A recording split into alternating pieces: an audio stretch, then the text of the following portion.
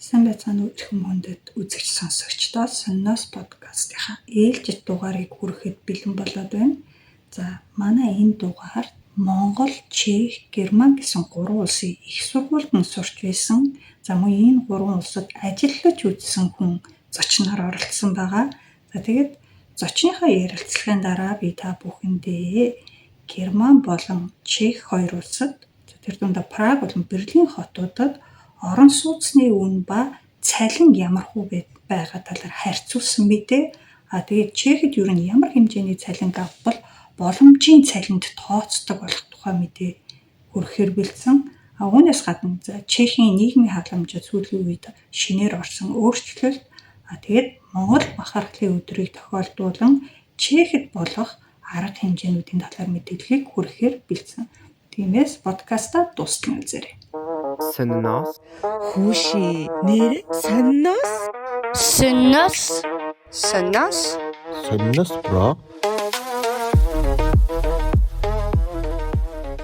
За маа зочин сугараа одоо бол Герман улсад PhD хийж байгаа. Энэ зочныг би ер нь бол зочинтой подкаст хийж эхэлснээс хойш л оруулах юмсан гэж бодож байсан хоёр хүний нэг байгаа. Яа тэгэхээр Монгол, Чех, Герман гэсэн гурван улсад гурвууланд нь их сургууль сурч исэн бас мэрэгчлэрээ ажиллаж исэн болохоор маш сонирхолтой санагдаад байна. За тэгэхээр сугараа сони юу вэ? Өөрийгөө манай сонсогчдод танилцуулаач. За энэ өмнө подкастт урьж оролцуулж байгаад баярлалаа. Миний тухайд гэх юм бол чи сая танилцууллаа. Монгол, Чех, Германд сурч исэн. Монголд санхүү эдийн засгийн дээд сургуульд эдийн засгийн чиглэлээр бакалавра 2014 онд төгсөж исэн. За тэгээд Монгол банк болон арилжааны банкнд ажиллаж байгаа. Чехэд Чехийн засгийн газрын тэтгэлгээр мастер хийх гээд явсан байгаа. Тэгээд Чехийн Брно хотод Мазарик их сургуульд санхүүгийн чиглэлээр магистр хийсэн. За тэгээд сурж байхдаа Чехийн нэг макро эдийн засгийн консалтинг компанид ажиллаад тэгээд тэндээ нэг 2 жил гарan ажиллаад мастрач хийгээд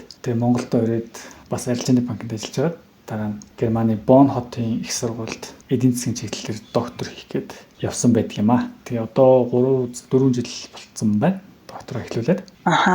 Одоо тэгтээ ер нь бол доктороо хийж дуусгах төгсөж байгаа гэсэн үг үү? Доктор маань үндсэн хугацаа 5 жил байдаг. 2 жил магистринтай адил 2 хичээл үзээд шалгалт өгөөд тэгээд магистрийн диплом авгаалаад бүр магистрийн зэрэг авт. Бас үү. Тий. Тэр нөгөө Америк стайлын тэр эдийн засгийн доктор тийм байгаад байдیں۔ Байгаль шинжилгээ ухааны докторууд чинь тийм нэг зүгээр судалгаа хийгээд болтой шүү дээ. Эдийн засгийн харин тийм ийм структуртай байгаад байгаа шиг байдیں۔ Тэгээд үлдсэн 3 жилд нь судалгаа хийнэ гээд жил болгоно нэг судалгаа буюу 3 судалгаа хийнэ гэдэг. Тэгээд ихэнх оюутан ер нь 3 жил биш 4-5 жил суннаж дуусгадаг. Тэгэхээр нийтдээ доктор хийх ингээд дундаж хугацаа бол медиан гэх юм уу 6 жил байна гэж ярьдیں۔ Тэгэхээр тэгж тооцоход надад нэг одоо 2 жил гарангийн хугацаа үлдсэн байгаа гэж ойлгож болно. Судалгаан дээр сүүлийн нэг 2 жил орчим судалгаа хийгээ явж байгаа. Яг хичээл хийхгүй. Тэгээд Бонны их сургуулиас мастрын зэрэгтэй гэсэн үг тий 2 жил сурсныхаа дараа мастрын зэрэг гэсэн үг эдийн засгаараа. Тэгвэл ер нь сурч дуусаагүй л байгаа юм байна. За тэгвэл хоёлаа яриагаа чиний ингээд одоо академик амьдрал эхэлснээс жоохон өмнөөс эхлэе. Улаанбаатар санхүү эдийн засгийн сургуульд сурахаас өмнө ер нь хаана төрж өссөн? Ер нь яагаад энэ банк санхүү эдийн засгийн чиглэлээр сурах гэж бодсон бэ? За би өөрөө Говьсүмбэр аймагт өссөн.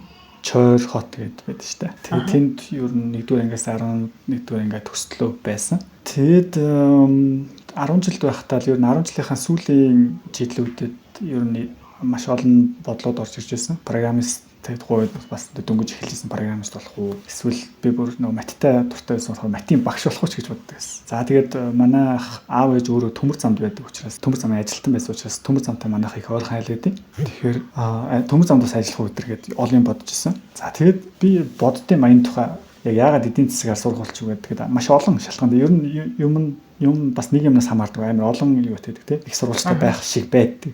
Тэгээд намайг бүр бага байхад бага ангийн багш маань эдийн засагч хүн дарга болдог гэсэн тийм нэг юм ярьжсэн шиг санагдтыг. Тэгэхээр ингээд амар гоё имижтэй тийм. Вау.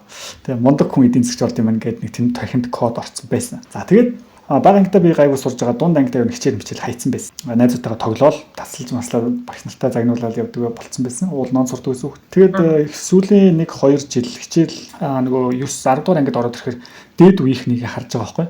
элдээ ерхий шалгалт өгөөд ерөөдөө эренбэлэгдээд ингээд цаашаага ямар сургуульд ороод яаж явах нь тодорхойлогдсон байна гэдгийг ингээд нүдэрээ харчаар гинт ингээд цочирдоод за би хийх ёстой байна гэд. Тэгээ хичээлээ хийж эхэлсэн. За тэгээ хичээлээ хийгээд явсан чи ер нь би яах гэж хийгээд байгаа юм бэ гэдэг ингээд асуулт ургаж мургаад тэгээ ном уншаад тий янз бүрийн одоо хувь хүний хөгжлийн янз бүрийн философи гэдэг номнууд уншаад тэгээд хувь хүний хөгжлийн номнууд уншаад явж байхад би нөгөө баян аав ядуу гэдэг нэг ном байдаг шүү дээ хүмүүс айгүй ярьдаг. Тэр номыг би нэг 10 дугаар ангид байхдаа нэг өвөл 12 сард олж уншиж ирсэн. Манай найз уншиж байхаар нь тэгээд тэр номыг уншсан чинь санхүүч эдийн засагч мэрэгчлэгээд нөгөө нэг багтаа яаж ирсэн юм чинь эргээд ороод ирэхгүй. Тэгээд бас сонин тэр номны орчуулагч нь санхүү эдийн засгийн дээд сургуулийн багш Төвшин хэм бэлээ. Төвшин Төрөв бэлээ. Тийм хүн байдیں۔ Тэгээд тэр номноос тэр санхүү эдийн засгийн дээд сургуулийг харж байгаа. Тэгээ ер нь манай Говьсонбор аймгийн бас гайгүй хүүхдүүд нь санхүү руу яваад байдаг гэсэн. Тэгээд ерөөхдөө за энэ номноос уншсан санхүү эдийн засгийн чиглэлээр хаан сурах вэ гэхээр Монголд санхүү юм байна гэж бодох. Санхүү эдийн засгийн суул. Тэгээд санхүү эдийн засгаар сурахаар шийдээд мэргэжил сонгосон. Тэгээд бас эдийн засаг санхүү дотроо бас бизнес тэр ном чи ярьдаг байхгүй. Тэгээд аль нь бэ гэд бодож исэн чинь бас нэг өдөр тухайн үед 2008 оны баха. Дэлхийн хамгийн баян хүн Warren Buffett гэж байжсан байхгүй. Тэгээд Warren Buffett-ийн мэргэжил нарсан чи эдийн засаг гэсэн. Тэгээд би бодсон байхгүй. За бизнес хийх гэж байгаа хүн бол нэг бизнесийн ур чадвар судна. Эдийн засагч хүн бол яг шинжилгээ судалгаа хийх юм шиг байна гэж бодоод тэгээд бас жижиг сажигийн тэнд мэргэжлээ сонгох гэх ном уншижсэн баг. Тэгээд ер нь за би яг санхүү дотроо эдийн засгаар сурах юм байна гэж шийдчихсэн. 2010 онд санхүүд тэгээд Яшээ өгөөд орж ирсэн гэсэн үг. Аха. Санхүүчин болохоор ер нь нөгөө нэг илүү банк эсвэл одоо бизнес тал руугаа хүмүүс аягүй сайн бэлддэг. Төгсөнгүүтээ ажилд орох магадлал нь амар өндөр гэдэг болохоор аягүй нэр хүнд сайтай сургууль шүү дээ. Тэгээд санхүүд сурж авах хугацаанд ер нь гадагшаага сурыг гэж үргэлжлүүлж сурыг гэж бодож исэн эсвэл дараа нь ажилд гарсныхаа дараа ер нь магистра хийе Европ руу явъя гэж бодсон. Ер нь яагаад Чех руу явахаар болсон юм? Тэг бас бодохоор замбраагүй. Тэгэл тухайн үед явмаар ч юм шиг те явах гэж оролдож исэн оролдлогууд бас байдیں۔ Японы нөгөө Момшо гэж шалгалт байдаг шүү дээ. Тэрийг нэг удаа нэгдүгээр курстээ өгч ирсэн. Нэгдүгээр курстээд ер нь нэг хэдэн хятадын засгийн газрын тэтгэлэгт бас оролцсон байд. Тэгээд нэг эхний шатандаа нөгөө шалгалт болдог өгөө тэнцэнэ. Дараагийн шатанд нь хил бустай яагаад ирэхээр тэр чинь хятадлыг шаардж ирсэн санагддیں۔ Тэгээ ярьслахаас асуусан. Япон хэл дээр болохоор яалаа да. Тэгээд Япон хэлний бас шалгалт өгдөг. Тэр нь онооч юу ч аваагүй болоод дараагийн шатнд тэнцээгөөд өчлөө. Тэгээд тиймэрхүү маягаар нэгдүгээр курстээ жоохон эморч байгаад гадагшаа явъя юм уу гэж эморч байгаад боллоод тэгээд төгсөйгээд нэг нь шууд төгсөйгээ шийдсэн юм шиг байдیں۔ Тэгээд яг уу би бас одоо эргээд санахаар гадаад явах ингээд сурах ингээд ирмэлзэл 10 жилээс ингээд их сургуульд орж явах үед байсан юм шиг мөртлөө хүн бус түнээс сонсохоор амар тэм тод үлддэг юм шиг. Би ингээд манай их сургуулийн ангийн нэг найз байдаг байхгүй. Тэр найзтайгаа ингээд ирээдүгөө ярьж иваа. Тэгээ санхүүд чи ингээд амар тий госоор болсон мундаг хүүхдүүд байна тий. Тэдэртээ тэгэл чи яах гэж байгаа их гэж байгаа ирээдүгний хахаар манай тэр найз яг хэлжсэн. Би одоо мастер хийчихэд биш бакалавр хийчихэд хэдэн жил ажиллаж байгаад магистр хийнэ гэж ярьжсэн байхгүй. Тэрний стратегийг тэгж тэнд бүтцтэй тий зэгцтэй ярихаас өмнө би яг яаж бодож ирснээс хамгийн. Тэгэд тэр залуутай ярьснаас хойш за нэг тий төгсөх юм байна. Тэгээ ажил хийж аваад дараа нь мастер хийх юм байна гэсэн зэгцтэй бодол руу нэгдүгээр курс, хоёрдугаар курсын үеэс орцсон. Тэгээ тэрийгээ дагаал явсан баг. Тэгээд яг бакалавр төгсчөөд Монголд ажиллаад 3 жил ажилласан. Тэгээд Чех руу явсан. Тэгээ ер нь яг магистр явна гэдэг хүсэл эрмэлзэл бол яг их сургуулаа төгсөж явах үед болон магадгүй тэр 2 дугаар курсээс хойш айгүй их байсан баг. Тийм ч учраас англи хэлээ айгүй хичээдэг тийм. Гадаад хүмүүстэй ингээд боломж олдвол ярьж гад. Тэгээд хичээл ажилд орсныхоо дараа оройн цаг хагас утаснаар TOEFL-ийн шалгалтанд бэлдээ. Гэх мэтчлэн ингээд 3 жилиг ерөнхийдөө одоо юу өнгөрөөстэй. Одоо өлсөглөн гэх юм ингээд хөгжихийн төлөө тиймэрхүү өнгөрөөсөн шиг санагддаг шүү дээ. Тэгэл Чех руу явцсан да. Тэгээ Чех яагаад явсан эсэх тухайг бас хоёул ярих байх л та тий. Санхүүд байж байхдаа санхүүд анх орохдоо бизнесийн чиглэлээр сурж исэн гэсэн үг эсвэл эдийн засгаараа сурсан юм уу анханасаа? Анханасаа эдийн засаг. Санхүүчин бизнесийн эдийн засаг гэж ангитай. Тэр нь надад таалагдсан нөгөө. Баяа ядууг номсон чи бизнес гоё гэдэг. Тэгээ магадгүй мөсийг харсан зүгээр эдийн засгийн онол байсан аахгүй тий. Би эдийн засгийг бизнес хийж мөнгөтэй ч юм уу болохоор ашигламаар байна гэж бодож байсан болохоор надад аюу гоё ойр санагдчихсэн. Тэгээд ер нь сураад үзэхэд санхүү нөгөө банк санхүүгийн чиглэлээр тий илүү applied тал руугаа хүмүүс бэлддэг гэдэг. Тэр бол айгүй үнэн бах. Би гэхдээ мөс сураг болохоор бүтэн сайн мэдэхгүй. Гэхдээ би санхүү сурахдаа зөвхөн эдийн засаг биш, банкны чиглэлийн, санхүүгийн чиглэлийн, нябогийн чиглэлийн, за менежментийн чиглэлийн гээд асар олон тийм бизнесийн талбар руу 2-3 семестр хичээл үзсэн байдаг. Тэгэхээр ингээд тийм суурь ойлголтуудыг одоо нябогийн, санхүүгийн суурь ойлголтууд одоо хүртэл айгүй гоё дотор үлдсэн. Тэрийг амьдрал ашиглаа явдаг байхгүй. Альч компанид очсон баланс байна тий. Бас санхүүгийн тооцооллууд яригдана, төлөвлөгөөд яригдана. Тэгэхээр тэнд сурсан айгүй гоё бизнесийн юмнууд их байдаг шүү дээ. За тэгээд ажиллаж байхдаа болохоор банкнд орж ажилласан шүү дээ. Тэгжээснаа Чех рүү ирэнгүүтээ мастерт ирэхдээ яг ямар чиглэлээр сурсан гэлээ магистра? Санхүүгээр. Тэгээ Масараки их сургуульд одоо Масараки их сургууль чинь бол Чехийн номер 2 сургууль шүү дээ. Ер нь бүх чиглэлээрээ за тэр тундаа тэгээ эдийн засгийн чиглэл ангаах энэ гэдэг бас айгүй алдартай факультетуудтай. Тэгээд Масарикт сурах санхүү эдийн засгийн сургуульд сурах хоёр ингээд амар том ялгаатай байсан. Ер нь чамд ингээд энд ирээд сурч эхлэхэд ямар хөө байсан бэ? Хэр их шок байсан. Би анх явахдаа л ингээл мэдээж мэдхгүй газар очиж байгаа болохоор айгүй их тийм айдтай ч юм тий. Тийм байсан. Тэгээд сураад явхад ер нь тийм айхтар тийм соёлын ялгаа мэдрэгдээгүй. Багш байна. Багш хичээлээ заана. Тэгээ бид нар сураана, асуулт асууна. Тэгээ явна гэд. Тэгэхээр айхтар чанарын ялгаа мэдрэгдээгүй шүү дээ. Тэгээд яг нь нарийн жижиг сажиг деталууд байна. Гэхдээ тэр нэг тийм тий том биш бахаа гэж бодож байна. Яг би нөгөө чи дараа нь асууж байж магадгүй. Гэхдээ нөгөө Чехэд яг сурсан юу надад тий хамгийн ялгаатай санагдсан бэ гэд бодоод.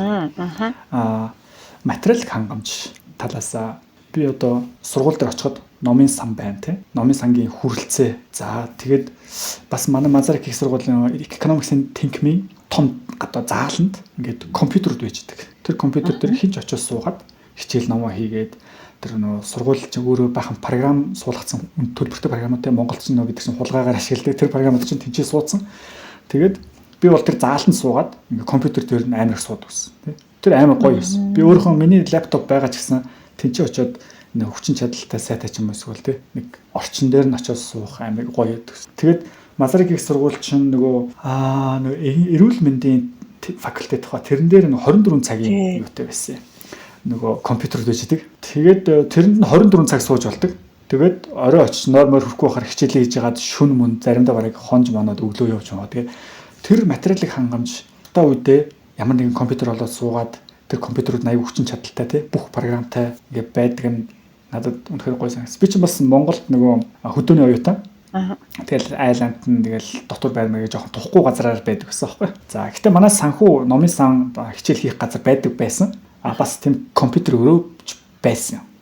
Гэхдээ жоохон арай тав тухайн Чехэд илүү нөө хүрэлцээ нь илүү байсан юм да. Тэр програм үнэтэй програм хангамж гэсэн чинь одоо л толгойд орж би чинь юу бакалавра бол бүр нэлээд дээр үед энэ их Монголд ингээ ойлоод гисэн чи тэгэхэд бол тэр нөгөө үнэтэй программын шаардлага нэг сайн ойлгодгүйсэн. Яг нь мост бол хэрэгтэй юмнууд нь байдаг л байсан. Тэгээд дараа нь энэтхэгт очиход нэг Монголынхаас дээрдэд авах юмгүй л байсан. Тэгсэн энд ирсэн чинь бүр ингээд яг хичээлд шаардлагатай програмуудаас гадна бас ингээ янз янзын төлбөртэй юмнууд идэв шүү. Програмууд зүгээр ингээд оролдож үзэх юмсан гэж бодсон. Тиймэрхүү сургуулийн компьютер дээр ахаар бас айгу гоё идэг юм хэлээ шүү дээ. Бас юм сураад авах боломжтой. Тийм яг үнэ. Тэгвэл сурах орчинд нь ерөнхийдөө тиймэрхүү ялгаатай юм биш. Дотор байранд бас Улаанбаатар дотор байранд байж үзсэн үү те? Үзсэн. Тэгвэл Борно Улаанбаатар хоёрын дотор байрны ялгаа, дотор байранд амьдрах ялгаа юу юм хэрэг? За тэр нэрээ их чухал ялгаа шүү те. Би чинь санхүүд 1 жил оюутны дотор байранд амьдэрсэн юм аа. Тэгээд 1 жил оюутны байранд амьдрахад бид чинь дөрүүлээ өрөөгөө хуваадаг. Тэгээд дөрүүлээ нэг жижигхэн одоо метр квадрат чи өөрөө Монголд байдаг стандарт байна шүү дээ. Тийм өрөө. Тэгээд 0 болон одоо дүүш идэр нь нийтийн. Тэгээд одоо хоол хүнсээ хөлдөөгч мөлдөөгч нь нийтийн. Тийм байсан. Монголд бол тийм. Чехэд бол өрөөний сонголтууд янз янз байгаа. Ихэвчлэн хоёулаа байх эсвэл нэгээрээ байх тиймэрхүү өрөөнд байгаа. Тэгээд би хоёулаа байдаг өрөөнд байсан. Тэгээд хоёулаа байдаг өрөөнд дотроо бүх юм нь байгаа тийм. Тусдаа гал тоогоо байгаа. 0 дүүш тусдаа байгаа. Тэгээд өөрөө хоёулаа байгаа өрөө нь Монголд дөрүүлээ байгаа өрөө шиг том. Тэгээд хоёулаа өөрөө ажлын ширээтэй. Монголд бол ажлын ширээ байгаагүй санагддаг надаа. Зөвхөн 4 ор байна. Тэгээд хоол хийх ингээд хэсэг байна. Тэг болчих واخхой. Өрөөнд дотроо хоолоо идэв юм үү те? Чехт үү, Монголд үү? Биш Монголд. Тийм. Өрөөнд дотроо л гэхдээ янз янз байдаг. Ихэнхдээ миний харсан оюутны байрнууд барыг Монголын бүгдийг харсан байх би. Дотроо л хийдэж штэ тий 4 ор байна. Тэгээд үүдэн хэсэг нь ч юм нэг галтгооны хэсэг байгаа. Чехт бол яг тусдаа жоохон тий аюу тогтоо тэгээд 0 эдэн туцна гэд маш тухтай. Тэгээд хоёулахнаа аюу том өрөөнд тэгээд хоёулаа хичээл хийх том ширээтэй тий ном хомоо тавих ингээ бүх юмтай. Монголд яг ном тавих юм байдаг л ах. Гэхдээ л жоохон тийм арай л бага орон зайд дөрүүлээ жоохон шахацлах маягтай байсан. Гэхдээ түрүү чи хэлсэн чинь Чехэд бол өрөөний сонголтууд аягүй олон байдаг гэд. Би бас Бурнод сурч ирсэн. Бурногийн за техник их сургуульч дээр, Масарик их сургуульч дээр байр нь бол харьцангуй ингээ зай талбай сайтай гоё байрнууд үдийн бэлээ. Практ бол байрнууд нь аягүй хэцүү, илүү жижиг, илүү үнэтэй ч гэдэг юм уу те. Одоо миний сурж байгаа энэ Прагийн хөдөө аж ахуй сургуульч нь жишээлбэл байр ингээд олоход аягүй хүндрэлтэй, намар болгон л асуудалтай тулгардаг. Тэгснээ яг ингээд хоёр хүний дотроо 0-тай тэгээ бас хоол хийдэг хэсэгтээ өрөө гэвэл маш ховорхон. Хоёр өрөө дундаа тийм 0-о хуваадаг тэгснэ хоол хийдэг хэсэгтэй ч байд юм уу те. Зөвхөн хоёр хүний 0-тай өрөө нь болохоор галтгоогоо давхартай хуваадаг гэдэг ч юм уу. Тэгээ бас яг чиний хэлсэн шиг Монголд байдаг шиг тийм гуруулаа юм уу дөрүлээ юм хоёр давхар ормортой тий тийм жижигхэн өрөө мөрөө байдаг. Ширээнүүд бүр ерөөсөө ийм жижигхэн ерөөсөө ингээл нэг тохоо багтахтай үгүйтэй тийм өрөөнүүд хүртэл байд юм билээ. Тэгээ үүнээрээ ялгаатай. Тэр чи бол Бурнод айгу гоё тансаг өрөөндөөс жаргажсэн шүү дээ. Тий. За дотор байр нэгэнт ярьсных юу Германд очоод дотор байранд байж үзсэн эсвэл шууд ингээд тусдаа гарцсан уу? Би эхлээд дотор байсан. Тэгмэр Германых ямар хөө юм бэ? Чехийнхээс бүр эрс ялгаатай юу? За, Герман Чехээс жоохон юу юм уу? Янз янз байна. Миний гэхдээ байсан нь яасан. Гэхдээ тэр нь ихэвчлэн тийм юм шиг байна. Өрөөнд дотроо яг хоол хийхийг хориодох шиг байна тий. Өрөөнд дотроо хоол хийхгүй. Тэгээд галтагаа дүш мүш өдр байж болж байна. Тэгээд өрөөндөө Герман хамгийн сонин нь ганцаараа амьдрна. PhD болохоор тэгдэг багтай арай чи өндөр зэрэглэлийн оюутан биш. Үгүй баха.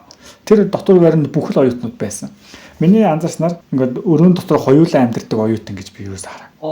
Тэгээд Германд чинь нөгөө нэг стандарт өндөртэй ядаргаатай хүмүүс шүү дээ. Тэгэхээр тэгд юм уу.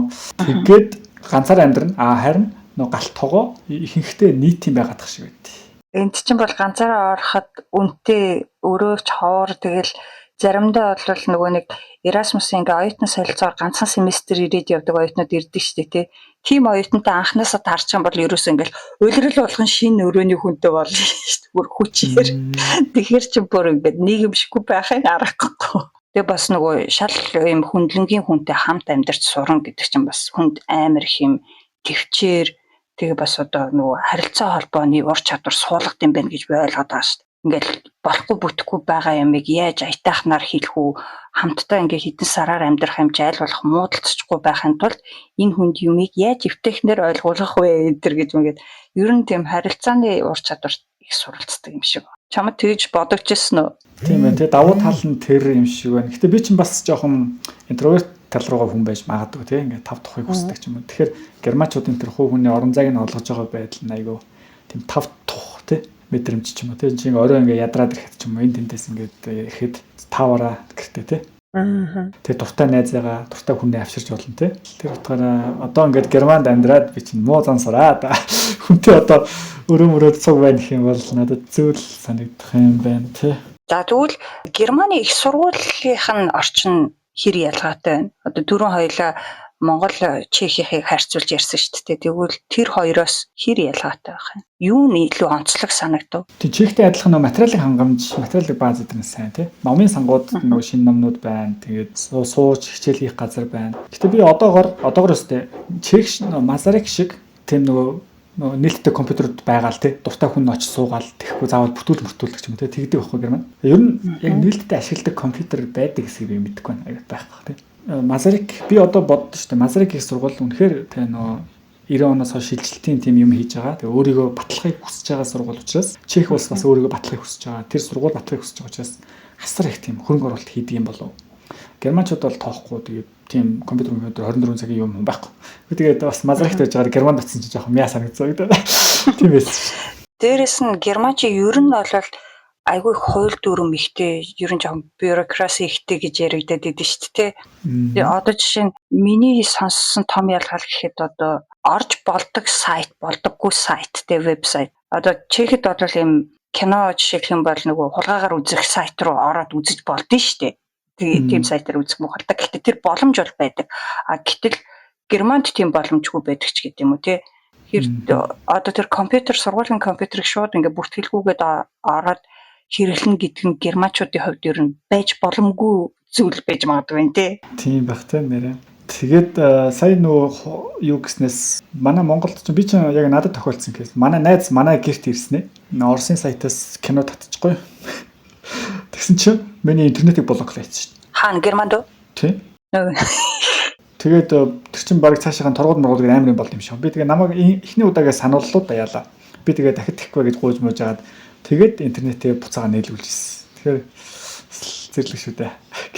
Яах тэрэг. Гэтэ Германд нөгөө тийм дүрм журм гээд байдаг гэсэн дотор нь орохоор ялж газар хүн дасчдаг тий. Бас гайгүй юм шиг байдаг. Германчууд ингээл одоо арх марх уухт нөгөө хар тамхи хараа чөлөөт юм тий. Тийм болохоор надад тийм зарим талаараа эргчүүлээ амирх байгаа юм шиг санагддаг байхгүй Монголтой харьцуулахад тий.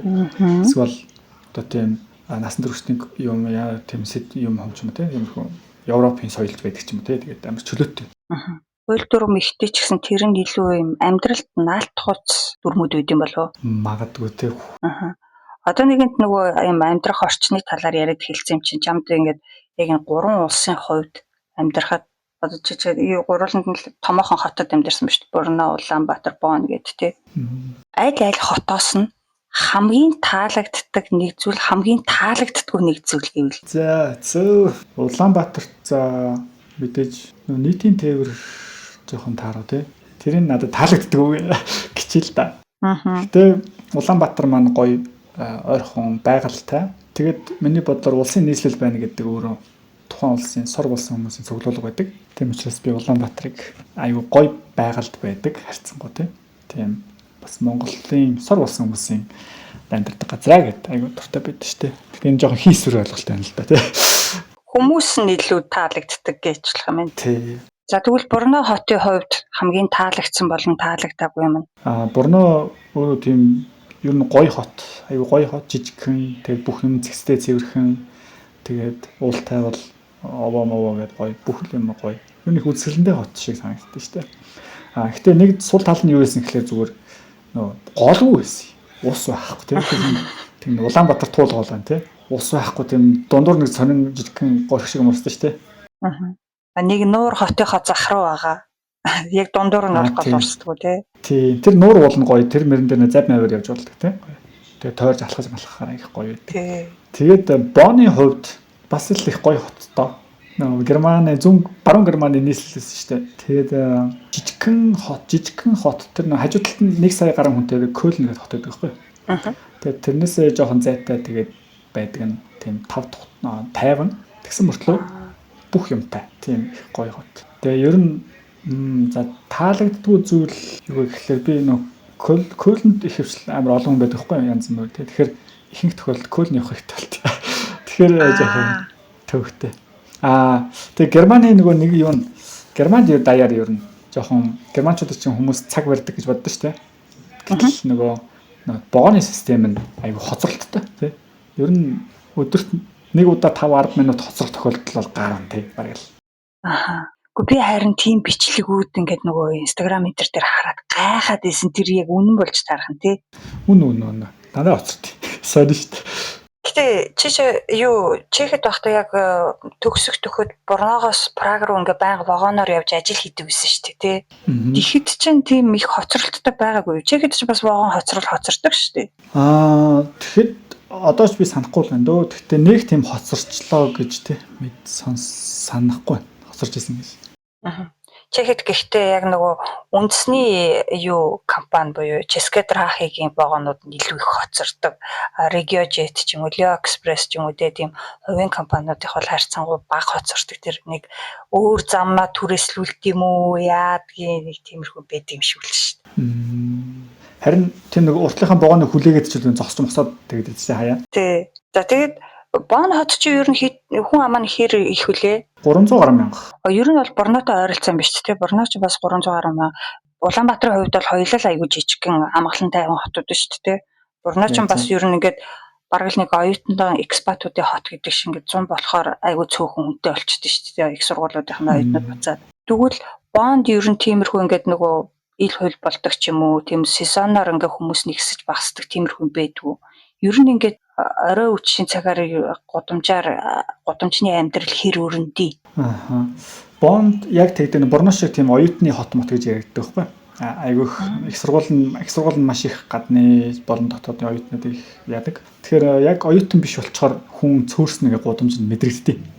Тэгээ оюутан болохоор амар олоолаа бужигнаач байгаа юм шиг мэдрэгдэнэ. Гэтэ яг 100 нөө оюутны амлалтын үеэр нөө жуулч молч ихтэй болохоор бас гэж тийм айхтар мэдэгдэхгүй тий. Гэтэ ер нь байн байж байгаа хүнд бол ажиглагдана баг зэрэг. Тийм Бон хот чинь юу Борноо хот илүү тийм шүний амьдралтай байж магадгүй.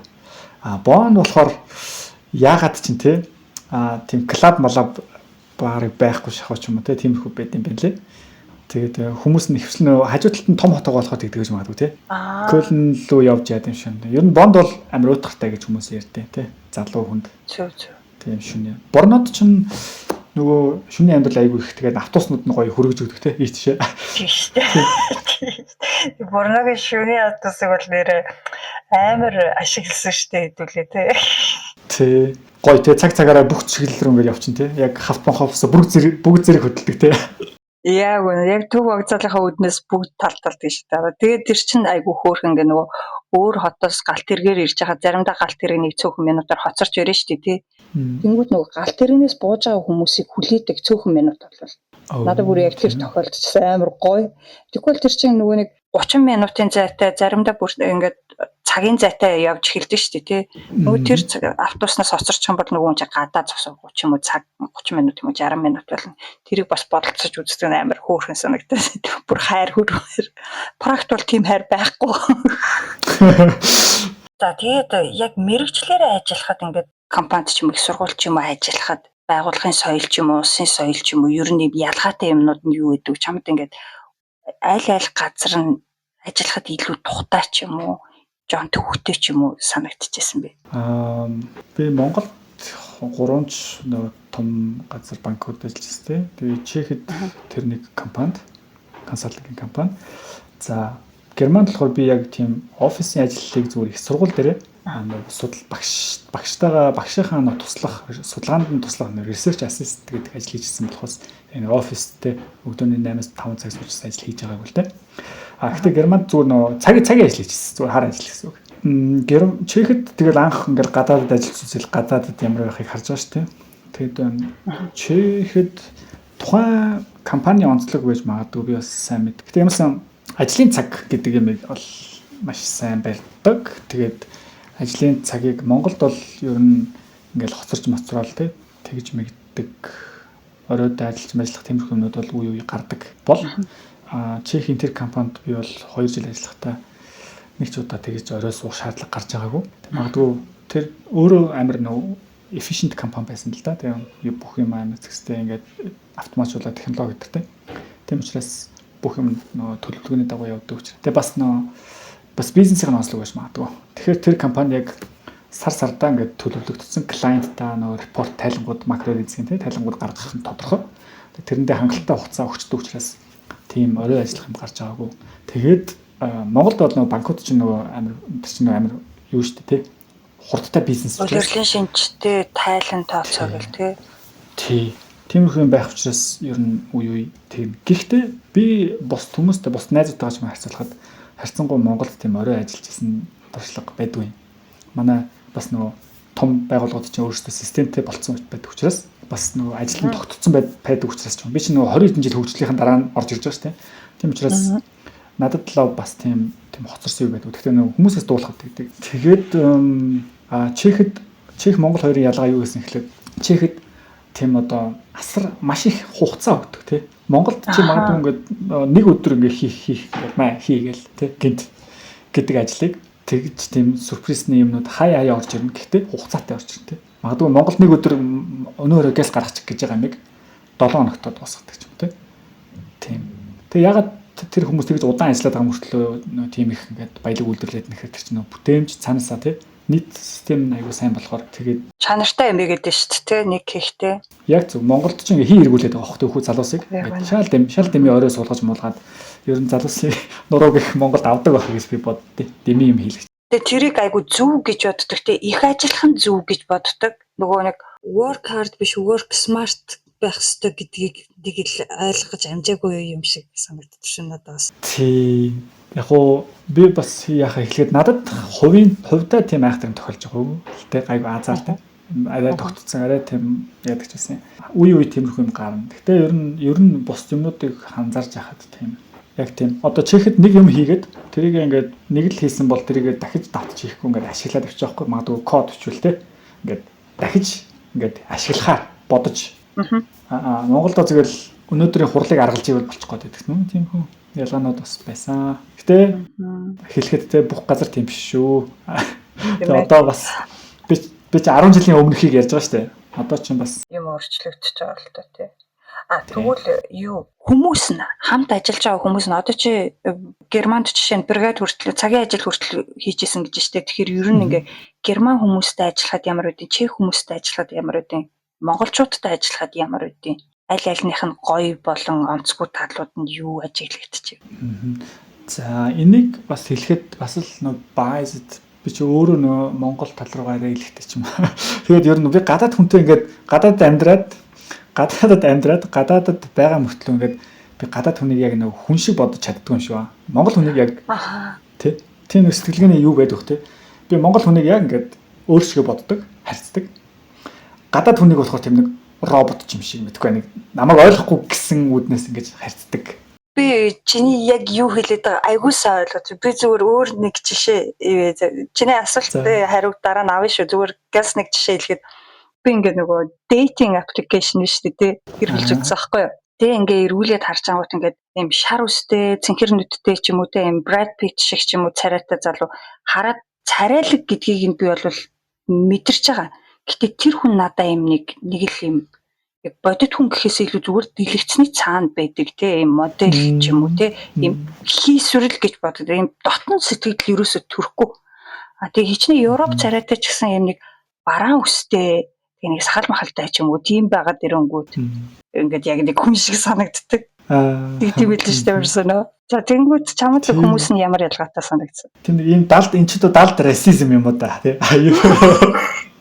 Нөө дасаагүй тэгэхгүй юмнаас айгаад байгаа юм. Ер нь тийм байж магадгүй танил биш тий. Тийм. Тэгээд хүмүүстэй ажиллахад бас л нөгөө нэг өөр салбар тэ өдөр учраас харьцуулахад хэцүү. Гэхдээ би нөгөө миний тэр консалтинг компани өөрөө тийм лаг компани байсан байхгүй. Одоо зөвхөн Чехийн тухай биш. Тэсний олон улсын валютын санд одоо дэлхийн энэ тэнд нөгөө тийм төв банкудад зөвлөгөө өгч явдаг. Тэгээ олон улсын валютын сангад тэгж явж байгаад өөрсдөө компани байгуулсныг хэдэг одоо Чехтэй бол genius гараад байхгүй тий. Гоцхонтой маягийн хүмүүс. Тэгэхээр тэр хүмүүсийн ур чадварын талаас бол тий амар мундаг хүмүүс байсан учраас тийм жоохон Монголд ч би ч ихтэй дандаа жоохон ихэлсэн. Гэтэ бас нөө үеийнхэн залуустай илүү ажиллаж байсан ч юм уу те. Тэр Чехч дандаа том хүмүүстэй ажилладаг байгаа байхгүй те. Өөрөөсөө хідээр ах баг ч юм. Монголч үеийн залуус малаастай нэг би тоодох. Бид нар хамтдаа ингээд юмаа хийгээд хамтдаа ингээд ярилцах ч юм уу те тиймэрхүү.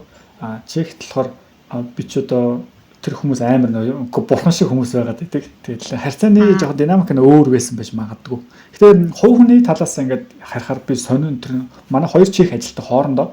Би одоо деталийг марцсан амар гайхчихсан. Нэг нь нөгөөт нэг нь хурмаа ихж байгааг нөгөөтөө мэдээгүй гэдэг ч үлээ тиймэрхүү. Тийм. Хувь privacy амар их өндөртэй байсан юм шиг байгаа. Тийм дотн биш хоорондоо ч юм бэ. Уул нь ажил дээр ингээд харахад ингээд дотн юм яриалаа тий. Ингээл цуг өдрийн хоолнд орж морол ингээд байгаад тэгсэн мэтлэн ингээд хувийн амьдралаа нэг сайн мэддэг юм шиг л. Монголд бол арай илүү жоохон мэдэх магадaltaй тий. Тэгсэн ингээд ярилцдаг байх шиг байдیں۔ Чи юу гэж бодож байна? Би ч одоо яг Чехэд тийм офисын ажил хийж үзэг болохоор сайн мэдэхгүй. Гэхдээ ер нь бол Монголыг бодвол арай жоохон тийм хүндий байж магадгүй. Гэхдээ би саяхан бас нөгөө таньдаг хүнтэйгээ ярьж ирсэн. Тэр гэсэн чи Чехэд ажиллаж агаад мэрэгчлэрээ ажиллаж агаад англи руу явцаа одоо англид мэрэгчлэрээ ажиллаж байгаа хгүй. Тэгсэн чинь англичуудыг бодлоо чехүүд хамаагүй тийм илэмсэг байд юм байна. Дундаа орж чаддсан байл гэж ярьж исэн. Айгуу сонирхолтой.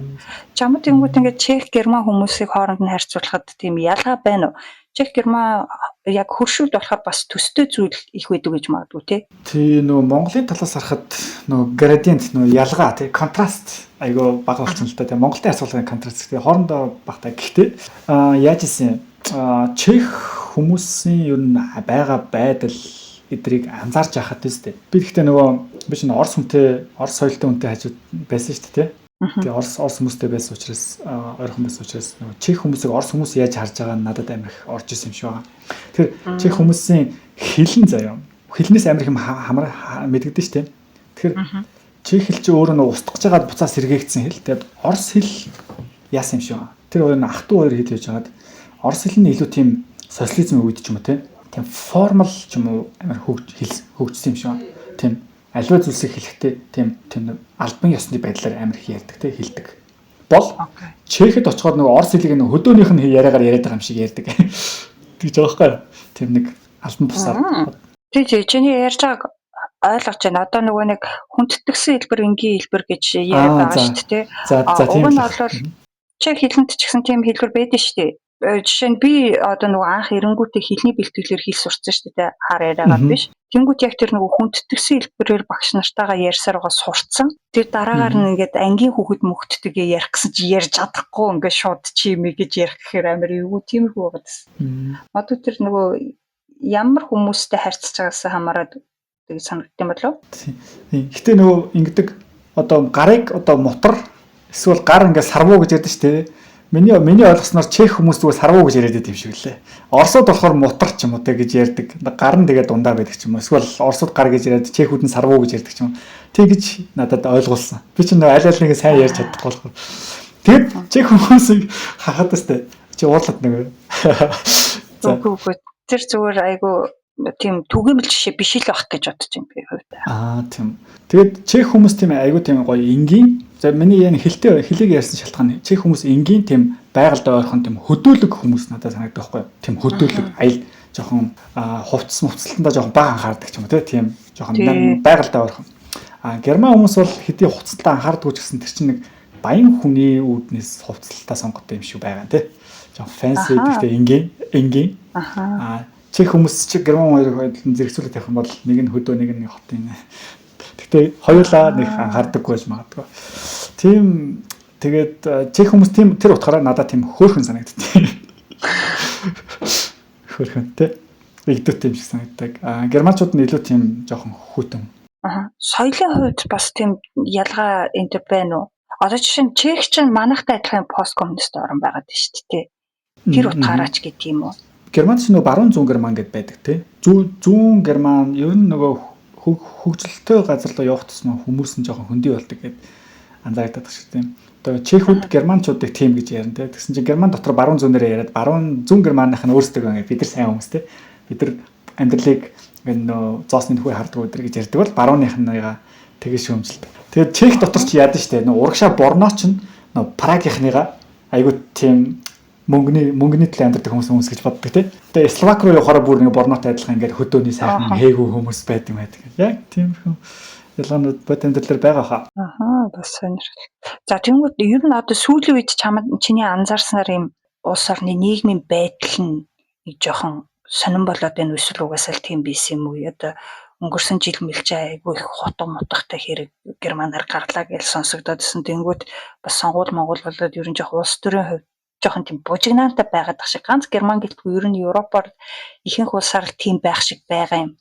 Тэнгүүд тэр нь одоо гадаадын иргэдэд хэр нөлөөлж ах шиг байна. За эхлээд хэлэхэд тэр бол нөгөө өнгөрсөн жил сонгуул өдр болсон болохоор зүгээр тийм цаанаасаа явуулахтай юмнууд байсан гэж магадгүй гэж би зүгээр шийдэлдэг тийм. За хоёрдугаар одоо ингээд би Монголд ирэл хүмүүсттэй ярангуйтлаа танай германч одоо ингээд цагаачтаас болоо сүрх гэж байгаа эдэр гээд яриад тийм мэдээ уншдаг юм шиг байна. Тэгэхээр энэ бол зүгээр медиа тийм. Медиа ч угаасаа л нөгөө нэг сенсац тийм. Сенсацийг харуулахыг хүсдэг. Эсвэл өөрийнхөө хүссэн юмыг илүү гаргахыг хүсдэг. Тэгэхээр тэр юм болов яг бод амьдарч байгаа би ч яг гэхдээ нийгэм судлаач биш. Гэхдээ бод амьдарч байхад нэг ялгаа нэг мэдрэгддэг шүү дээ.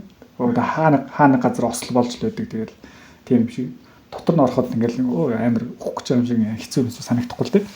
Мэдрэгддэг байна. Надад би чинь бас жоохон мэдрэгний төвшин бага хүн байж магадгүй. Тэгэхээр надад зүгээр тэр албан ёсоор одоо шинэ засгийн газар Германд гараад сая хавар гарч байгаа. Тэрэн дээр нь нөгөө яг нь AfD гэдэг барууны нам арай засагт ороогүй ч гэсэн бас парламенттай 2 дахь том нам болцсон тий. Тэгээд бас тэрний эсрэг одоо тэр нам зөвхөн тийм барууны тий цагаачдыг гаргах одоо үндэсний үзлийг дэмжих тиймэрхүү юмнуудыг яриад байвал тэрийг одоо дэмжиж байгаа ч юм уу сонгогч тэр нам руу урваад байх учраас бусад намууд нь бас тэр зүг рүү тий тийм нэг сонгогчдыг авахын тулд бодлого явуулаад гэж байгаа. Жишээ нь тэр Ангела Меркелийн CDU гэдэг нам Christian Democratic Union гэдэг нам. Тэр нам чинь Ангела Меркель ч өөрөө нөгөө Сирийн даймааны үеэс 15 онд хилээ нээсэн хүн баггүй. Тэгээд Ангела Меркельтэй бодлогын хувьд таардаггүй байсан Мерц гэдэг хүн одоо канцлер болсон байгаа юм.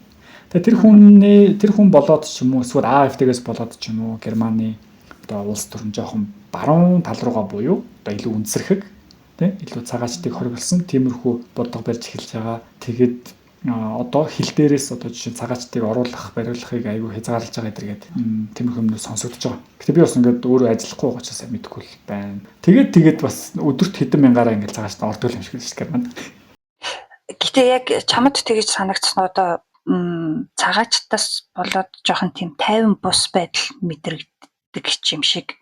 Одоо би ч ингээд Чехэд бол ийм цагаачд баг байхгүй шүү дээ. Яг Украины дөрвөсөд бол асар их байгаа. Хүлээж авсан Украины дөрвөсдийг нь яг улсынх нь хүн амын тоотой харьцуулахад хамгийн их украинчуудыг Чех хүлээж авсан. За яг тоогоор бол Герман, Польшийн дараа 3-т орж байгаа тий.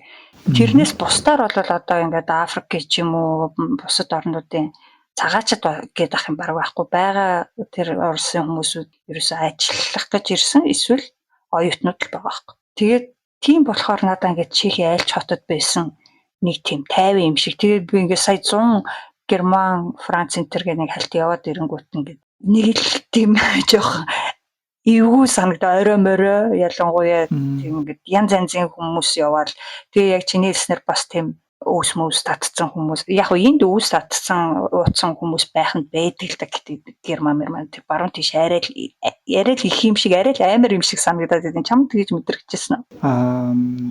За ер нь бол Герман гэдэг одоо соёлыг Герман одоо ахуй ч юм уу те гудамжаар явахад Герман байдлыг турк хүмүүс, араб хүмүүс жоохон өөрчлөсөн юм шиг байгаа юм тийм ингээд одоо хоолны газар мазар хүртэл ингээд амар их араб мараб гэдэг. Тэгээд залуусан жоохон араб мараб залуус чинь жоохон одоо сотууд за тэр чинь арх хууд өгөхтэй. Тэгэхдээ ягаад ч хоорондоо ингээд амар чанга яриад орилж харлаач юм те тиймэрхүү ингээд наригд цэнгэж байгаа жоохон тиймэрхүү юмуд ажиглагддیں۔ Харагддیں۔ Тэгээд гудамжинд явхад чинь барыг тал нь тийм одоо зүгээр ингээ харахад Европ биш царайны хүмүүс ингээ байх мах гэд мэдэрдэг. Гэхдээ цагаачдыг би бас бодд юм а. Хүн одоо янз янзаар харж байгаа. Би ч одоо нэгэн төрлийн одоо цагаач хүн шүү дээ. Тийм учраас би тэгэл тэр хүмүүс сайтай муутай байх шиг байдیں۔ Мунд сайн миний таньдаг сайн тийм хүмүүс байна. Тийм учраас нэг хүмүүс мэдхгүй нас их айдаг гэдэг тийм. Тэгэхээр тийм нэг найз мэдтэй болчвол гайгүй. Гэхдээ ер нь бол германчуудын жоохон 5 тухыг бол алдагдуулж байгаа нь үнэн баг. Би гэхдээ өөрөө гадаад хүн учраас тэгж бодохыг хүсдэг тийм. Тэгээ ер нь би чинь бас тэгээ тэнцээ явахаар надад нэг хамаатай ч юм уу гэж хомцсон сэтгэлээтэй. Тийм учраас би нэг тоодоггүй гэж магадгүй. Би тийм Чехэд бас байж байхдаа яг Германд Дрезден хотод ирдэг. Тэгсэн чинь анх ингээд араб ингээд юутай альчууртай тий. Охин годомжинд ингээд дүүтэйгээ ингээд гуйлах гуйж ах шигээс хөрхий сууж байгаа байхгүй. Тэгэхэд л би бүр ингээд нэг Чех чинь тийм цагаач магаж байхгүй юм чинь. Вау гэх тий. Баруун Европ нөгөө цагаач гэдэг ертөнц чинь ийм байд юм байна гэд айгүй шокнд ороод харж ирсэн. Тэгээд нөө дасааг болохоор амар тийм шокинг мэдрэгддэг байж магадгүй тий. Тэгээд дунд нь ороод дасаад заримтай танилцаад өнөөдрөө явхаар тэгээд ер нь судалгаанууд байдаг шүү дээ эдийн засгийн. Одоо 100 хүн ирэхэд нэг 20-30 ч юм асуудалтай тий янз бүрийн 60-70 магадгүй ингээд сайн интеграц болоод ингээд цаашдаа ажил төрөл хийгээд явгаа гэж л байх шиг байдаг шүү. Тэгэхээр тэр нөө экстрим тохиолдлууд тэр гэмтэр хийгээд байгаа тохиолдлууд бол яг бүрэн дүр зургийг зүгээр илэрхийлэхгүй байхаа гэж би боддتي. За тэгвэл яг ингээд мэрэгчлэрээ ажиллаад амьдрахад одоо амьдралын чанарч гэх юм уу амжиргааны төвшин ямар байдаг вэ? Одоо Монгол, Чех, Герман гэсэн гурван улсад одоо чи бол гурвууланд нь л ер нь ингээд дундчаас дээш орлоготой байсан биз дээ. Тэнгүүт яг тэр орлогоороо ингээд өөрийгөө аваад яваад амьдрахад амьдралын өртөг нь ямар хувь байна? Айланд нь илүү тухтай амьдрах боломж өндөртэй. Мэдээж Улаанбаатарт бол нийслэл хот гэдэг утгаараа Бон, Брно хоёроос өртөг арай өндөр л байгаа хальтаа. Гэхдээ ерөнхийдөө ер нь дундчаар бодоход Улаанбаатар ер нь нөгөө зардал өртөг айгүй өндөртэй тий цалинтай харьцуулахад. Тэгээд өртгийн цалингийн ихэнх хувь нь түрээсэнд явдаг ч юм уу. Одоо олон улсын алтан сайн жишгээр ч юм уу 25-аас 30% юм тий түрээсэнд явдаг ч юм уу. Байдаг бол Улаанбаатарт магадгүй дундаж цалинтай хүний 50-аас илүү түрээсэнд явчихж байгаа тий нэг хүний.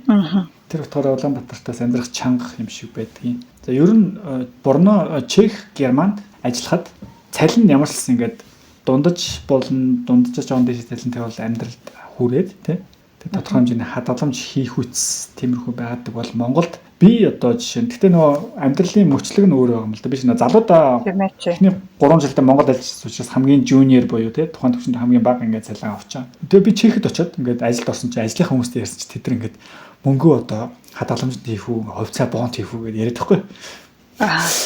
Би шокнд гайхаж байгаа шүү дээ. Вау тий нөгөө зургатаар сонсдог юмнуудыг энэ хүн хүмүүс яриад шүү дээ тий. Тэгээ Монголд бол яг ингээл урт хормоогоор хойд хормоогоо нөхөж явдаг гэсэн. Би ч одоо тухайн үедээ дунджаас хамаагүй илүү цалин авдаг байсан юм баггүй юу? Уул нь бол тий. Тэгсэн мөртлөө ингээд эвгүйсэн байгаа. Тэгэхээр Чех, Германд бол яг ажилтай бол тэр ахуйн стресс бол гайг баг тий. Нэг ямарсан амьдрах байртай, ямарсан хоос ондохгүй тий. Яг хагас цацтлаа аюу сайхан амьдрахгүй ч гэсэн тиймэрхүү асуудал basic асуудлууд шийдэгдсэн цалинтай байх шүү. Монголд арай тийм биш ба. Тэгээд Германд гэхдээ нөгөө татвар аюу өндөртэй байхгүй. Тэгээд цалин ингээд дэшээ ингээд карьер хийсэн явах гээд байгаа юм шиг мөртлөө татвар нэмэгдээ явчихдаг. Тэр чинь нөгөө шатлсан татвартай те амар тэнэг. Яг зөв. Тэгэхээр ер нь ирээдүйд харахад одоо би ингээд шууд магистрийн зэрэгээ ашиглаад ажилд орё гэж бодлоо тийм. Тэгээд дунджаар би нэг $4,000 авах юм шиг. €4,000. За тэрнийх нь нэг 2,700-800 орчим нь гар дээр ирд юм шиг байна. За би нэг найзынхаа жишээ. 2,800 тэр евро гэдэг чинь нэг 10-аад орчим сая төгрөг. Тэгээд за нэг 4-5 саяын түрээсэнд явчихна. Ганцаар амьдарч байгаа залуу тийм. За тэгээд албан тушаал ахлаа гэж бодоход цалин 1000-аар нэмэгдлээ гэж бодоход гар дээр ирэх нь 500-аар нэмэгдэх юм тийм. 500-600. Яг Германд мөнгө хуримтлуулах хайхтар боломжгүй байт юм шиг байна. Ер нь хүмүүс ингэж сонсож байгаа тийм. Татвар төвчин тэгээд нийгмийн эрүүл мэндийн даатгал матгал гээд бас цалингаас өндөр хувь авна. Тэгэхээр яг ажил олгогч нь бас давхар төлдөг тийм. Ер нь Монгол бүх улсууд тийм байгаа л да. Ер нь за би энэ дүнэлтийг амар юу хийх гэдэг ч магадгүй. Сайн тоо харахгүй. Гэхдээ ер нь миний одоо хийдэг дүнэлт юу гэхээр дүндээ дүн болтгоо гэж тийм. Чи магадгүй олсныхоо хэрээр ингээ үрдэг болчихдог ч юм уу эсвэл амжиргааных нь уусаа өртгөн тийм болчихдог учраас гэхдээ яг ингээд хадгалахыг хүсэж байгаа хүнд бол мэдээж өндөр цалинтай газар илүү хадгалах орон зай байгаа гэсэн үг шүү дээ. Зардлаа янз бүрээр ингээд хинаа зохицуулаад яах юм бол байдаг. Тэгэхээр Герман миний ойлгож байгаагаар Чехээс дундаж цалин нэг 2 дахин илүү байгаа. Германд нэг хүн одоо гар дээрээ нэг 2,500-аас 3,000-ыг ингээд дундаж ажилтнаа авдаг байхад Чехэд нэг 1,500 евро болов уу гэдэг чинь Монгол мөнгөөр 6 сая 7 сая төгрөг. Зөв буруу юу? За Чехэд ч сүүлийн үед дундаж цалин ер нь 50,000-аар өгч байгаа гэдэг чинь 2,000 евроор өгч байгаа юм байна. Гэтэ бас нөгөө хотоос хамаарат харилцаа адилгүй юм лээ. Прагт жишээлх юм бол дундаж цалин арай өндөр гэдэг ч юм тий. Гэхдээ яг сүүлийн жилүүдэд ялангуяа нөгөө Орос Украины дайнаас хойш өрхийн эрчим хүчний үн айгүй нэмэгдсэн. Нэмээд байрны түрээс бас ипотекийн үн нэлээд нэмэгдсэн. Тэгтэл цалин яг тэрнтэй дүүцхүүц хурдаар өсөхгүй байгаа даахгүй. Тэгэхээр яг гар дээр авдаг мөнгө нь хүмүүст айгүй багасаад ингээд яг амжиргааны зардал нь айгүй их нэмэгдээд байгаа. Тэгэхээр бүр илүү Германтай харьцуулахад арай илүү хүнд байж магадгүй. Одоо чиний ажилласнаар Германд сүүлийн 3 жилийн хугацаанд байрны түрээсийн үн хэр өссөн бэ? Тийм германчууд яг адилхан тийм гомдол мэдүүлээд байгаа л да Чехэдтэй тий нөө юмны өртөө өсөж байна гэд. Тэгээд яг тоо харахаар Европын холбоонд Чех ялтчгүй хамгийн толгой зогч байгаа юм байна л дээ. Тийм байна тий. Герман тийм сүүлийн үед яг түрээс өсөд Тэгээ байр нь манай бон хот чи байрны олдц байхгүй болоод ер нь тий чангадуу байгаа шүү. Гэхдээ гэлээ үстэй би энэ Улаанбаатараараа бодохоор зүгээр инээд ирдэг байхгүй тэр бас. Тийм ээ. Та нар Улаанбаатарт байхгүй штэ гэд би тэгээд Улаанбаатарт байгаа дахлаа суудсан маяа яасан тэгээ мэдгүй. Тэр бүрийг жоохон тийм байхгүй юу? Тий. Одоо суура юу яцсан бааш тэ Монголд төр зөр очсон бааш тэ. За нэлийн хэсэг хугацаанд Монголд ингэж удаан хугацаагаар байгаагүй байх ажиллах гэж ялангуяа очиагүй бах. Тэгээд Монголд одоо очиод ингээд ажил хийж хаад ямар хувь хэр их өөрчлөгдсөн бэ? Ажиллах орчин хэр өөрчлөгдсөн бэ? За ажиллах орчин одоо би ч нөгөө өмнө байгаагүй газар мазар байгаа болохоор сайн мэдэхгүй л байна л да. Гэтэ би ингэсэн ажиллаж байгаа миний ажилласан тийм зүйлс юу вэ гэхээр манайхан одоо Америк тоотой газар ажиллаж байгаа байхгүй тоо мото харцдаг.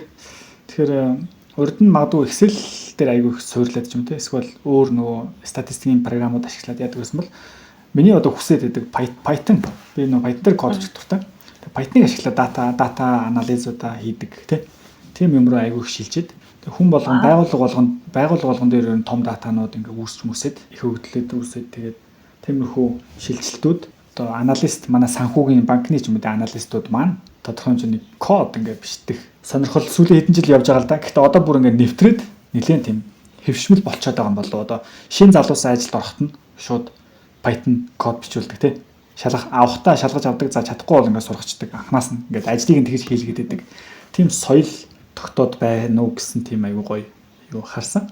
Гоё болж байгаа юм биш ч тэгвэл тий. Бас ингээд бусад улсын оронтой зэрэгцээл ингээл хөгжлийн түвшин ахаал явж байгаа гэж хэлж болохоор шүү дээ тий. Тэгэлгүй яах вэ? Тэгээд ажил гэхээс гадна зүгээр гудамжаар явхад надад л материалын талаас Улаанбаатар хот маань аюу гоё болоод байгаа юм шиг санагдсан. Тэгээд би одоо зайсангаас талбайгийн хооронд өглөө өдрөөр алхаж байгаа байхгүй. Тэгээд тэрүүгээр алхаж болж ийн алхахад ингээд явган үний зам одоо дууган зам тий. Бид нар баг тус мустаач байх шиг тий. Яг гоо заримдаа бас 100% тийм гоё биш л дээ. Гэхдээ бас аюу гоё болоод тухтай болсон юм байна гэж анзаарчихсан. Гадаад байгаа бид нар ч ингээд нөгөө мэдээгээр дандаа л голцоо болж бүтэхгүй байгаа юмнуудыг хараад идэг болохоор бүх юм л болохгүй байгаа юм шиг юм ойлголт авчаад идэг шүү дээ. Тэгэхээр яг ингээ очиод үзэнгүүт бас сайн ч юм байгаа, сар ч юм байгаа л юм шиг үгүй юм. Өө тий. Хүмүүс л байгаа юм чинь тий. Хүмүүс л байгаа хойно хөгжил дэвшил дэшээ тэмүүлж байгаа шүү дээ. Тэгэл харж байгаа алдал яадаг юм мэдэхгүй ингээл ань учраа болохгүй байна гэж байхгүй юм байл л дээ. Би яг бас жоохон бахта арай жоохон тийм Монголыгоо тийм чамардаг ч юм уу байсан юм шиг байгаа юм бахта. Одоо бол одоо Германд амьдралаа, Чехт амьдралаа өөр хүмүүс их харлаа. Яг уу мэдээжтэй хүн болгонд бид нар одоо хувь хүнийхээ потенциал ч юм уу тэрнийхээ хувьд бол ямар ч ялгаагүй шүү дээ. Адилхан хүмүүс. Зүгээр системэнд нь жоох асуудал байгаа та. Энэ асуудлыг шийдээд яхад бол одоо бүхэл юм боломжтой байна гэж боддتي.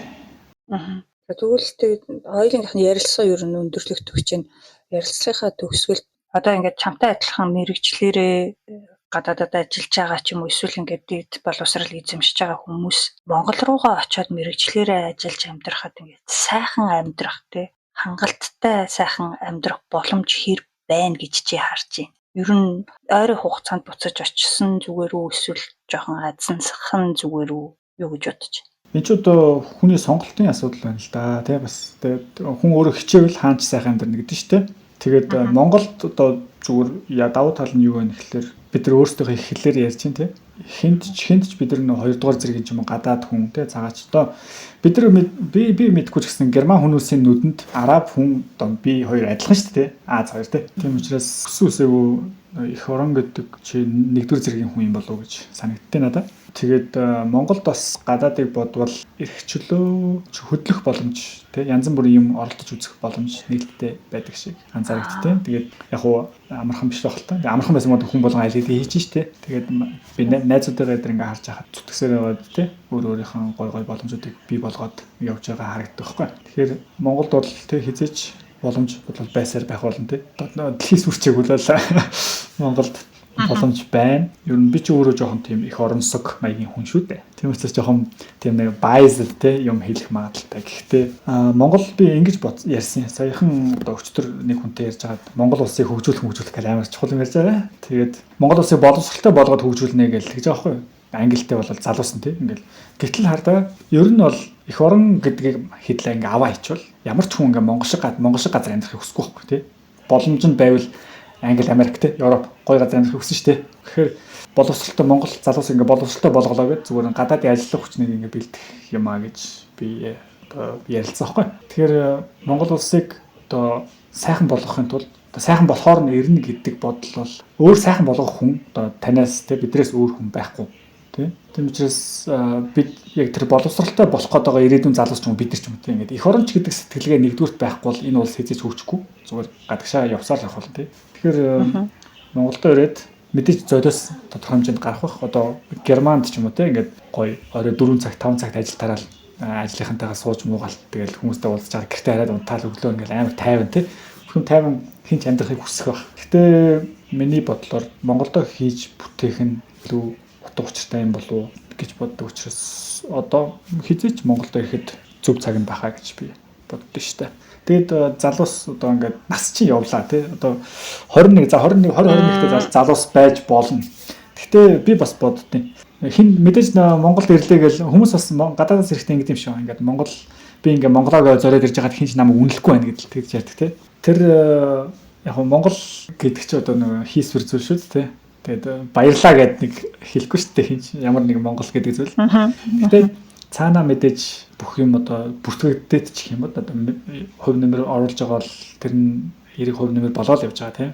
Эргээд харахад бас сэтгэлд үеиг байх юм болов уу гэж боддөө. Тийм их байна да.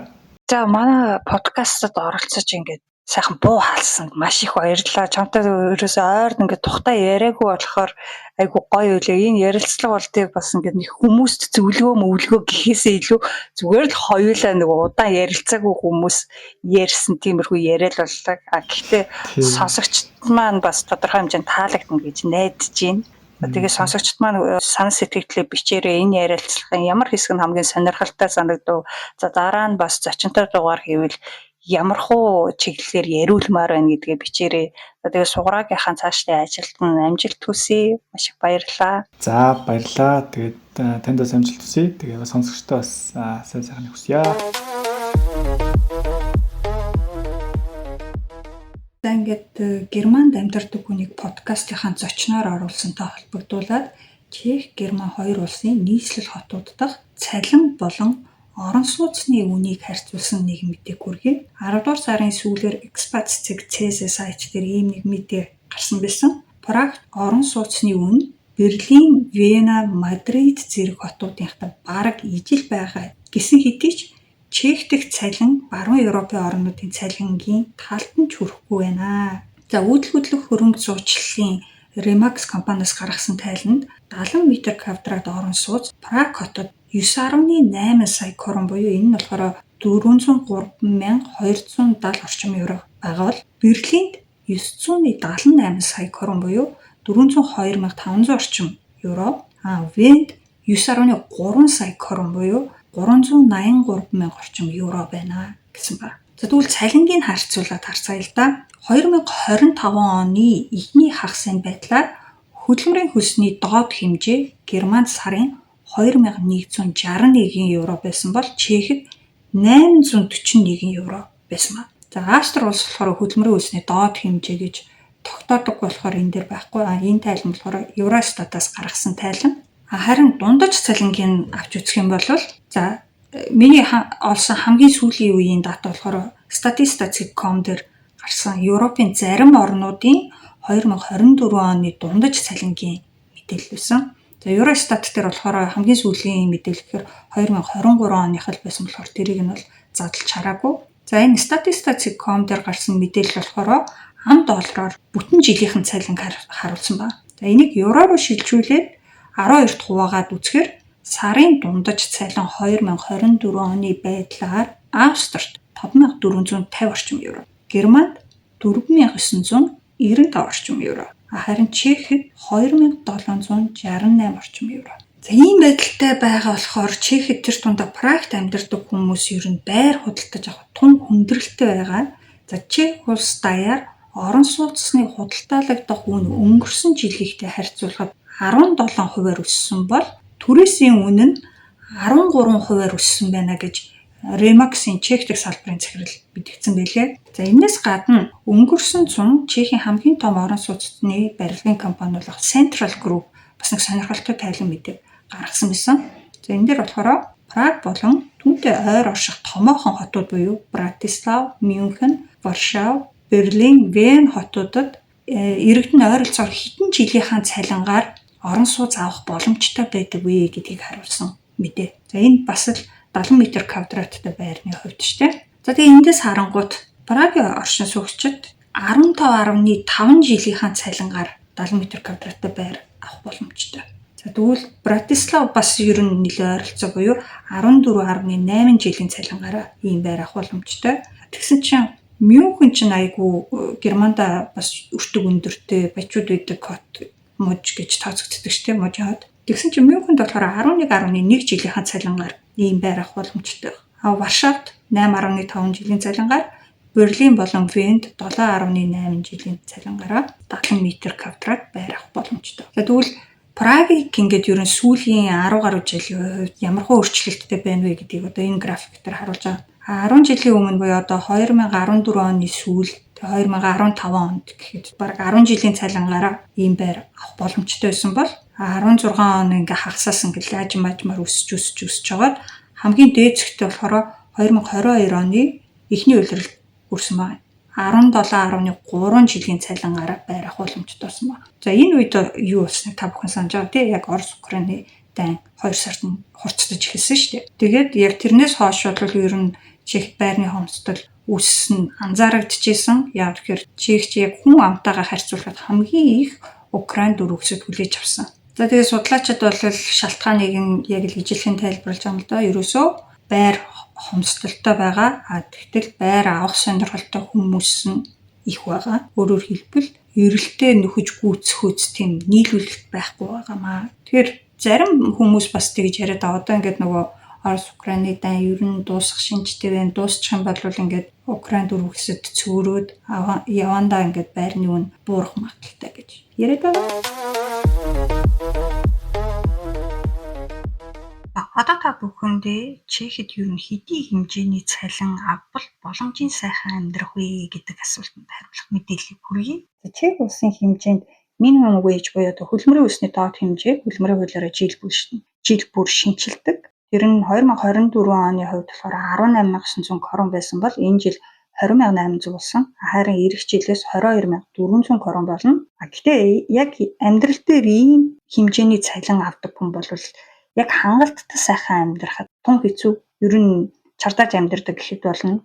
Гэхдээ энэ мэдээж зөвхөн Чехийн хувьд биш шүү дээ. Ер нь аль ч оронд Монголд ч гэсэн хөлбөмбөрийн үсний доод хэмжээгээр цалинждаг хүн бол ер нь санхүүгийн маш өндөр сахилга баттай байж жил амь зуйгаадаг шүү дээ.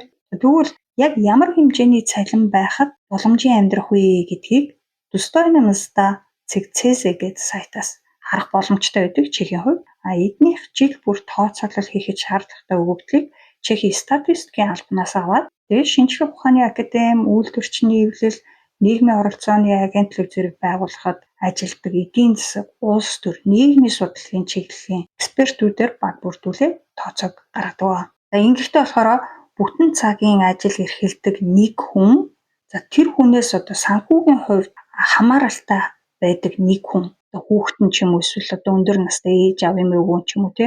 Ингээд нийлээд 2 хүнтэй өрхөд ногдох мөнгөн дүнг тооцож гаргадаг. За энэ мөнгөн дүнг нь байр, хоол зэрэг шаардлагатай хэрэгцээгээ хангах, чөлөө цагаараа ямар нэг сонирхдаг зүйлээ хийх болон багахан хэмжээний хуримтлал үүсгэхэд хүрэлцээтэй байх хэмжээний дүн буюу зохистой цалин гэж нэрлэдэг.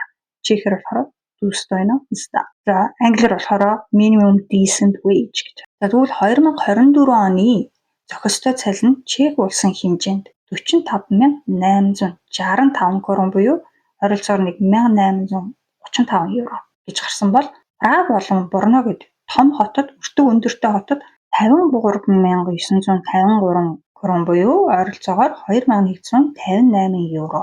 За тэгээ энэ дунд болохоор хамгийн өндөр зардал нь байр орон сууцны зардал байгаа. За энэ 8 бүлэгт хувааж гаргасан дүн тус бүрийг яг юун дээр тулгуурлаж гаргасан тухай тайлбар нь вебсайт дээр байгаа. Жишээлбэл бол одоо энэ 8 категори дээр чөлөө цаг гэдэгт нь концерт үзэх, аялалд явах, хүүхдийн дугуйлангийн төлбөр гэх мэт нь багтдаг байх жишээтэй. За тэгээд энэ зохистой цалингийн трендийг одоо сүүлийн 5 жилийн хугацаанд яаж өөрчлөгдсөн бэ гэдгийг энэ график дээр харуулж байна л да. 19 оны байдлаар бол Чех улсын хэмжээнд 31463 крон байсан. Праг Брно хотод болохоор 36850 байсан байна. Тэгээд одоо юмны үн нэмэгдэхин хэрээр энэ зохистой цалингийн хэмжээ ч гэсэн бас нэмэгдээ явж байна. Энэ зохистой цалинг бусад статистик дүнтэй харьцуулаад харахад хамгийн дээдлийнх нь болохоор зохистой цалин гэдэг сая тусдаа энэ места маань харагдчихээн те 45865 Чех улсын хэмжээ. Праг Брногийн хувьд болохоор 53953 гэсэн. Тэгвэл Чех улсын хэмжээнд дундаж цалин болохоор 46165 байсан юм байна 2024 оны байдлаар. Медиан цалин болохоор 39653 байсан байна. Тэгэхээр ер нь эндээс харахад статистикийн албанаас гаргасан дундаж цалин гэдэг юм байдаг шүү дээ. Тэр хэмжээний цалинтай байхад ер нь бол боломжийн амьдарчнаа гэдээ ойлгоход хэлцэхэрэг байна. Тэгвэл Чехэд ер нь хэр их хүн боломжийн цалин авч чадахгүй байна вэ гэдгийг энд харуулсан байна. Нийт иргэдийн 63% нь харин Брно болон Праг хотуудын хувьд болохоор 59% нь энэ зохистой цалингаас доогуур цалин авдаг гэж. Энэ нь болохоор ойролцоогоор 2.5 сая хүн байна. Тэгэхээр Чехийн зохистой цалингийн талаарх мэдээлэл бий. Одоо Чехэд ажиллаж амьдардаг иргэдтэй зориулаад Чехийн нийгмийн халамжийн системд орж өөрчлөлтийн талаар мэдээ хүргэе. Өмнө нь байсан хүүхдийн тэтгэмж, амжиргааны тэтгэмж, орон сууц болон нэмэлт орон сууцны тэтгэмж гэсэн 4 төрлийн тэтгэмжийг нийлүүлээд супер давка буюу супер тэтгэмж гэсэн нэг том тэтгэмжтэй болж байгаа гинэ. За энэ нь юу гэсэн үг юм бэ гэхээр өмнө нь дээрх 4 тэтгэмжийг авахын тулд одоо тус бүрт нь ингээд өргөдлөө гаргаж авдаг байсан бол одоо нийлүүлээд нэг л өргөдөл гаргадаг болж байгаа юм байна. Тэгэхээр эдгээр 4 төрлийн тэтгэмжээс авдаг байсан өрхүүд 2025 оны 10 дугаар сарын 1-ээс эхлээд он дуустал хүсэлтээ гаргах ёстой байна. Хүсэлтийнх нь хайр болохоор 2026 оны 4 дугаар сар дуусахаас өмнө гарна гинэ. Харин өмнө нь энэ төрлийн тэтгэмж авч байгаагүй хүмүүс одоо яг шив шинээр супер давка авч эхлэх хүмүүс болохоор 2025 оны 10 дугаар сарын 1-ээс 12 дугаар сарын 31-ний хооронд хэрвээ хүсэлтээ өгөх юм бол 90 хоногийн дотор хариу нь гарах юм байна. 2026 оны 1 сараас эхэлж өргөдлөө өгөх юм бол 30 хоногийн дотор хариугаа авах боломжтой гинэ. Тэгээд супер тэтгэмжийнхээ эхний олголтыг болохоор 2026 оны 5 дугаар сараас эхлэн олгох юм байна. За өргөдөл гаргаснаас хойш одоо нөгөө хариугаа хүлээж авах энэ хугацаанд тухайн өргөд энэхүү халамжтай холбоотой томоохон өөрчлөлт гарах юм бол одоо жишээ нь ам буйлын тоо өөрчлөгдөх ч гэдэг юм эсвэл нөгөө орлого нь өөрчлөгдөх ч гэдэг юм те. Хэм бол тэр дараа буюу 8 хоногийн дотор үнийг мэдэгдэх ёстой гэж шүү. За өргөдлөө яаж өгөх вэ? Нэгдүгürt нь болохоор онлайнаар өгч болох юм байна. За энд харуулж байгаа MPSV-CC гэдэг вебсайтаар ороод өгч болно. Эсвэл Янда гэдэг гар утасны аппликейшнаар өргөдлөө өгч болох юм байна. Хоёрдугаарт нь болохоор биеэр очиж өгч болно. Хөдөлмөрийн алба буюу одоо УШАД працагийн айлч салбар дээр очиод биеэр өгч болох юм байна. Тэгээд яг ямар материал бүрдүүлэх, онлайнаар өргөдөл өгөх бол яаж өгөх гэх мэт одоо бүх шаардлагатай мэдээллийг энэ УШАД працагийн CC сайт дээрээс харах боломжтой. Тэгээд сайтын яг аль хэсгээс нь олж авах мэдгүй одоо хайгаад олж чадахгүй бол зүгээр л Google дээр супер давка УШАД працаг гэж бичэл хайгууд гараад ирчихлээ. За подкастынхаа энэ дугаарын төгсгөл та бүхэндээ удахгүй болох Монгол бахархлын өдрийг тохиолдуулан Чех улсад зохион байгуулагдах арга хэмжээнүүдийн талаарх мэдээллийг хүргэе. Жил бүр бэлгийн тооллын өвлийн тэргуун сарын шинийн 1-ний өдрийг Эзэн богд Чингис хааны мэндэлс өдөр буюу Монгол бахархлын өдөр хэмээн тэмдэглэдэг уламжлалт одоо 13 жил болж байна.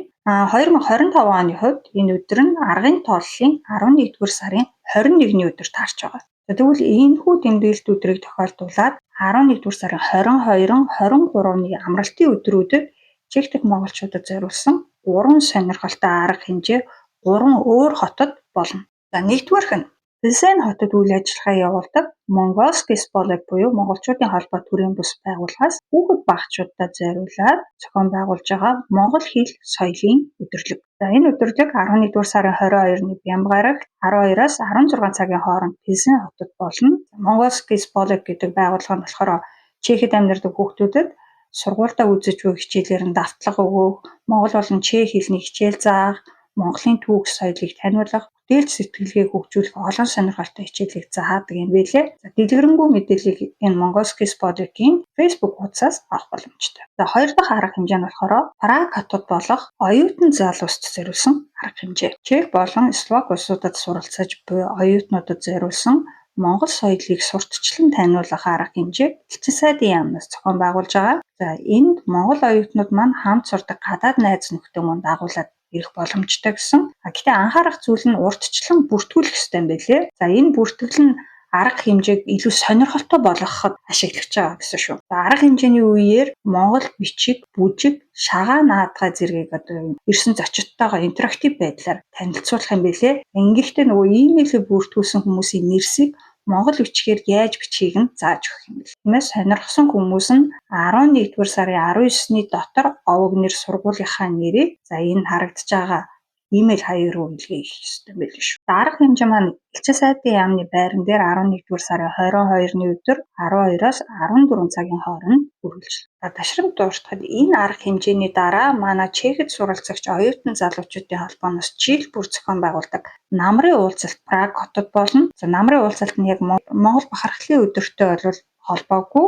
Чехэд сурдаг болон сурах хүсэлтэй оюутан залуусд хэрэгтэй мэдээлэл өгөх, за бид нарыг хооронд нь танилцуулах зорилгоор энэ үйл ажиллагааг зохион байгуулдаг. За энэ уулзалтын талаар дэлгэрэнгүй мэдээлэл бол оюутны холбооны Facebook болон Instagram хуудсан дээр ингээд цаг тухайдаа гараад явна. Одоохондоо л ерөөсөө 5 нь гарчихсан байж байгаа. Харин 3 дахь арга хэмжээ бол Пардубице хотод болох арга хэмжээ байна. За Пардубицед 2025 оны 100 Mongolsky Детский клуб буюу Монгол хүүхдийн клуб гэж нээгдсэн. Эднийх Монгол хүүхдүүдэд хэл, соёл, түүх, амьдрах ухаан, сэтгэх чадвар, бүжиг шатрын хичээлүүдийг заадаг юм билээ. За тэгээд сурагчид нь энэ хугацаанд юу сурснаа 11-р сарын 23-ны Нэм гарагт ирсэн зочдод төлөвлөлт харуулах юм. Арга хэмжээ Пардубице хотод 12-оос 14 цагийн хооронд болно гэж байна. Дэлгэрэнгүй мэдээллийг Мянга Базарчав гэдэг энэ Facebook хаягаар хандаад авах боломжтой. Ингээд Саннаас подкастаа хамт байсан үзэгч сонсогчдод баярлалаа. Дараагийн дугаараар иргэн уулзлаа. Түр баяртай.